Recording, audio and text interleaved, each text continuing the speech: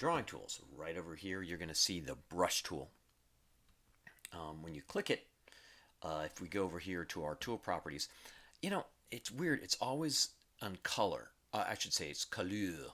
What our tools are on the side are controlled by our tool properties. So you can just ignore the couleur, even though our tool in this case does have some color.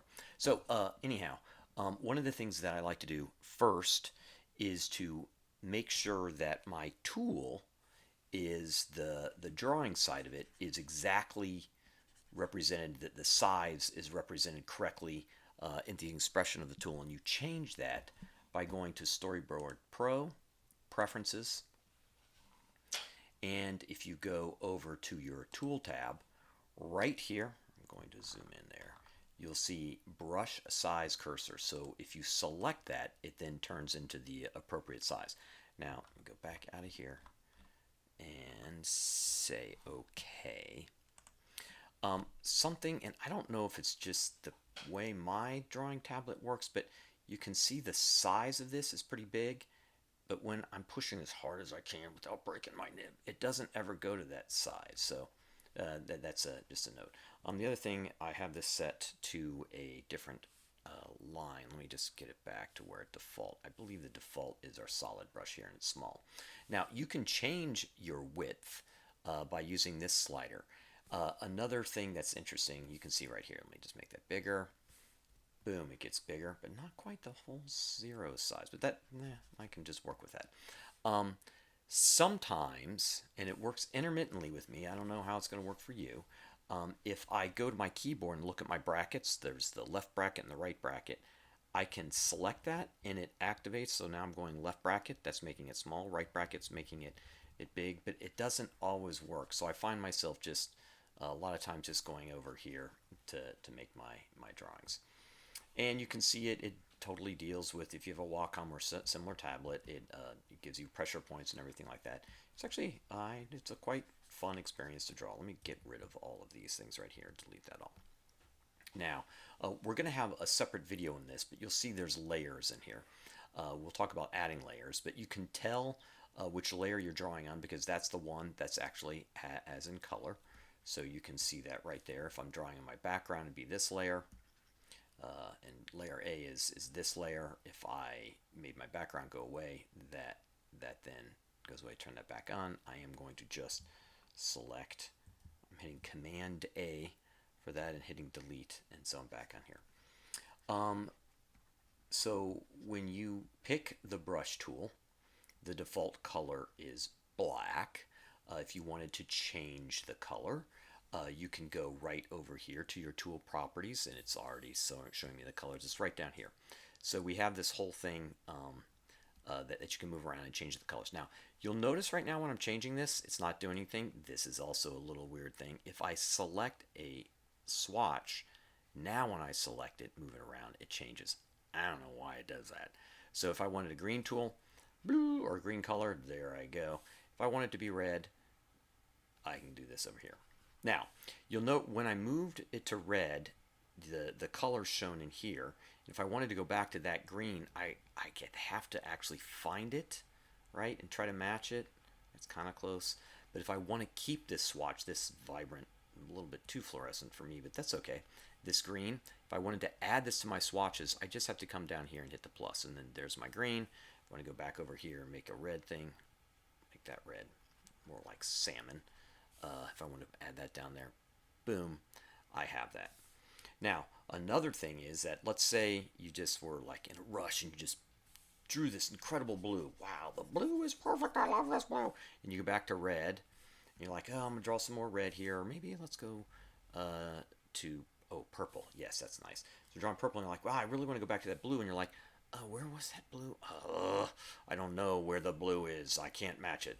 You can actually go to the eyedropper tool. It took me a long time when I was first using this program. That to me looks like an ice cream cone or a microphone, but that's the actual eyedropper tool. So if I select that and hit on that, it will give me my blue that I need in there. I can just add that now to my swatches. I'll go back to my brush tool, and there I am. I can totally match it, so that makes it very nice. I'm going to go ahead and select this all and delete. this up here, select that all, and hit delete, and show a couple of other fun things. Now, let's say in my background, I'm going to draw I'll pick the weird green. There we go.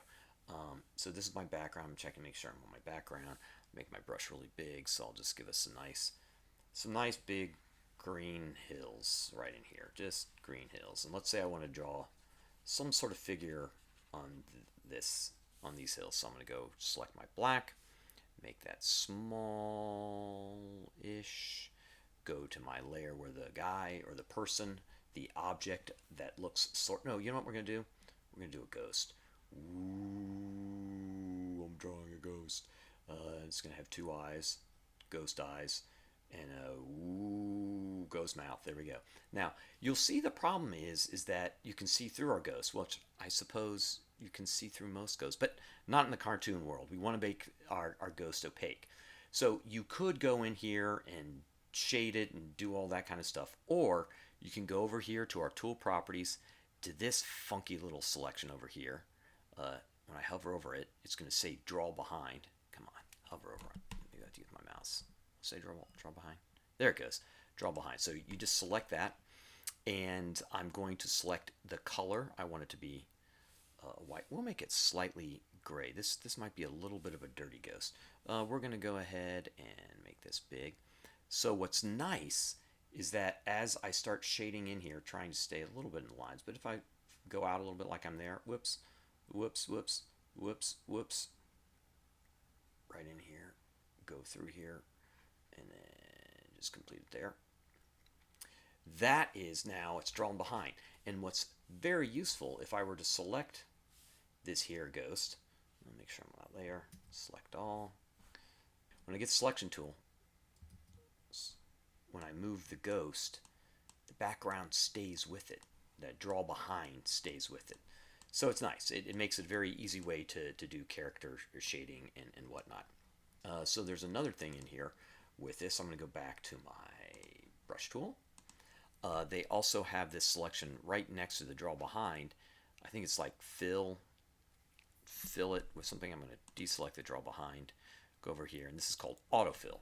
So this is nice. Whatever the selected color is, it will fill it once you complete a full line. So I'm going to make this a little bit smaller. Does that work? No, it doesn't. I have to go over here again. Make that down here. And I'm going to select, we'll select this salmony color, orangey salmony.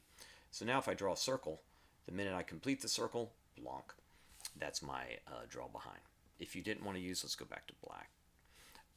If you wanted to use something besides just the solid line, like if you wanted to make it look like a pencil, there's some pencil things in here, but I actually found that the pencil looks best in a pastel. That looks more pencil-y than, let's show what their pencil is.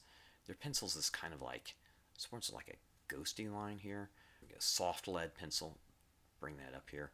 It does, I don't know, it's weird. I don't know a pencil that looks like that. It has like a Gaussian blur on the side, I don't really know. But so if you want to do a pencil, look, you can use your pastel.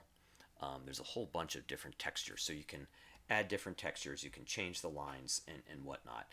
Erasing can be done depending if you have the right kind of pen. You can either just erase it right over there, or you can select ye old eraser right here. It lets you change the size over here, and you can just erase everything. Of course, if you've made a mess like I have, there goes the ghost. If you just decide to get rid of everything, you can also go up to your select tool, hit select all, Command A on a Macintosh, remove that layer, Command A, remove that layer, and then all is forgiven, and you get to start again.